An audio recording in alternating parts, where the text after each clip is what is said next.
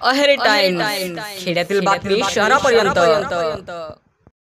आज दिनांक 23 जुलै 2025 रोजी सकाळी सुमारे 11:15 वाजतापासून मुसळधार पावसाने अहेरी तालुक्यात हजेरी लावली आहे। तसेच त्या मुसळधार पावसाने अहेरीसह इतर ठिकाणीही पाऊस पडल्याने अनेक मार्ग बंद झाल्याची घटना घडली आहे। त्यामुळे शाळकरी विद्यार्थी व सामान्य नागरिकांचे जनजीवन विस्कळीत झाले आहे। मुसळधार पावसामुळे तालुक्यातील अल्लापल्ली अहेरी रस्ता, राज्यमार्ग 370 लक्ष्मण नाला, अहेरी महागाव रस्ता प्रजिमा 24 बंद झाले आहे। सदरील माहिती जिल्हा प्रशासनाने वेळ दुपारी 4:30 वाजता प्रसिद्धीस दिली आहे।